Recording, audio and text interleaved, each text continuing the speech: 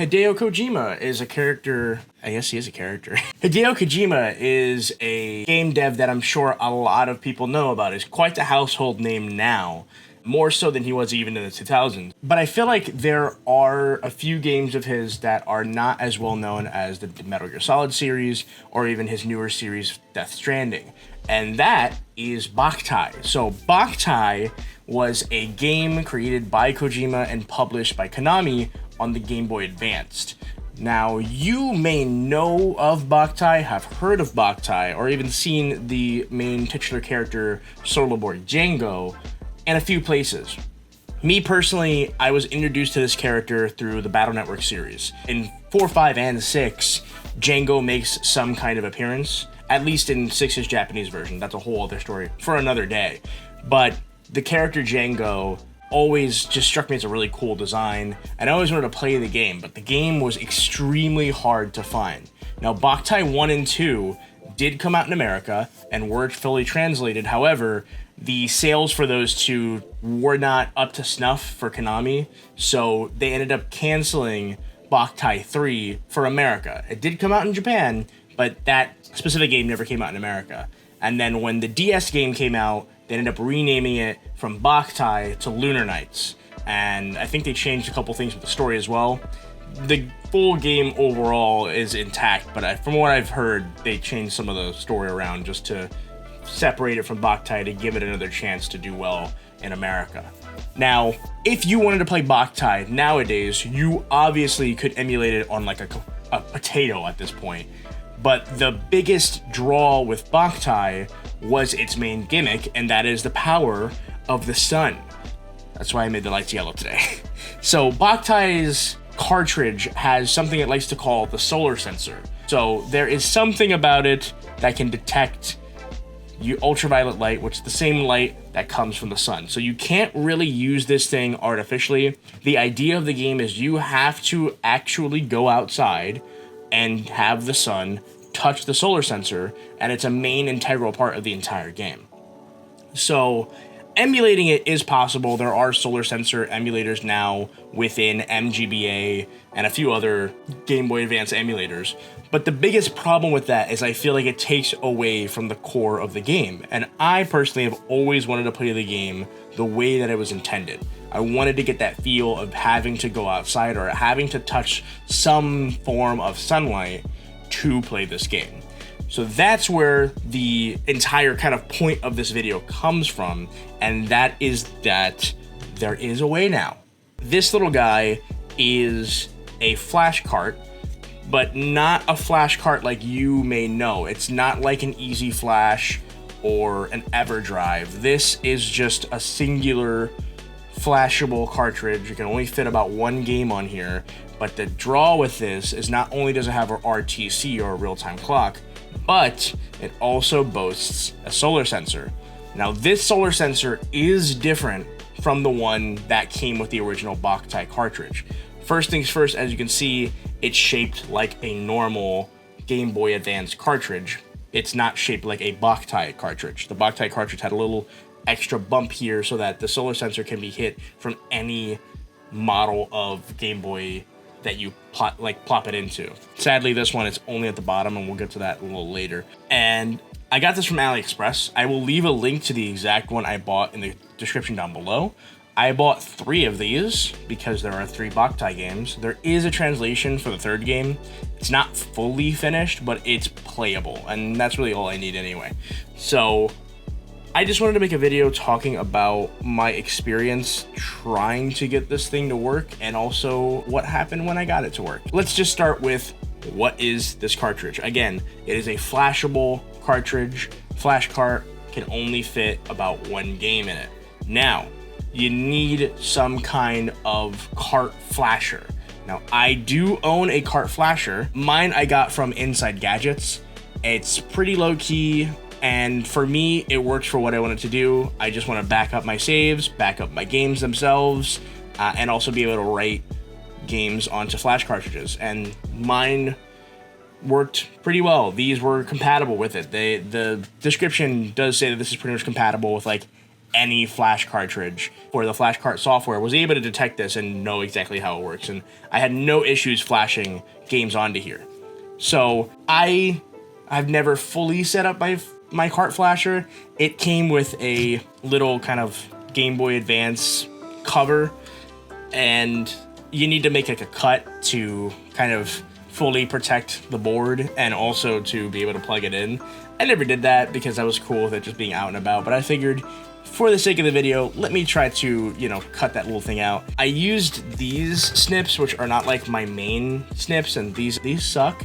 And I think I did a good job though. Okay, I didn't really do a good job, but hey, it still closes and it is protecting the board, so that's really all that matters at the end of the day anyway, right? I set up my cart flasher and I had to update it, and they are mowing the lawn outside, so that's great. I got my cart flasher set up and I had to update it and update the firmware, which was a little scary because I kind of messed it up because the cable I was using was not very good. Thankfully, I was able to get that set up. Finally tried to flash the ROM of Boktai 1 onto this cartridge. Here's where the funny part comes in. When I plug this into my flash cart reader, it tells me it already has Boktai 1 in it. I did all this stuff. I got a copy of the game, a legal ROM of the game, of course.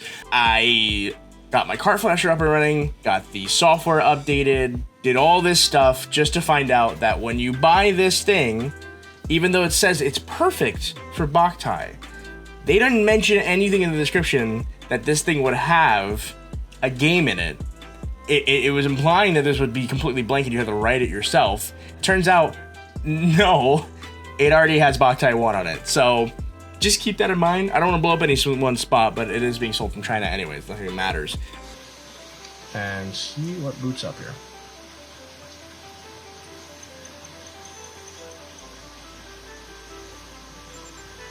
Oh my god, it already has Boktai in it. What the fuck?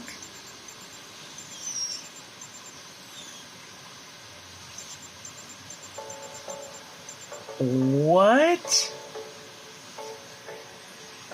What's happening?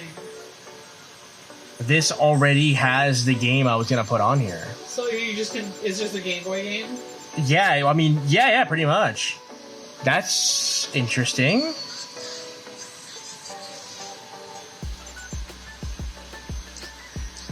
That's very interesting.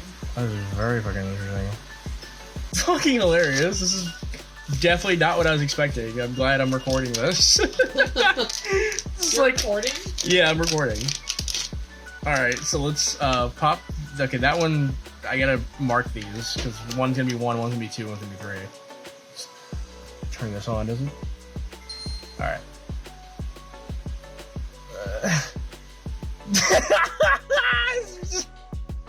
They're all Boktai? I mean, I'm glad they did this for me. That's great. So, you know, it's just already ready for Boktai, which is great. That's fucking hilarious. I bought 3 copies of Boktai. Oh my god. Okay. All right. So, okay. So let's try to make this Boktai 2, I guess.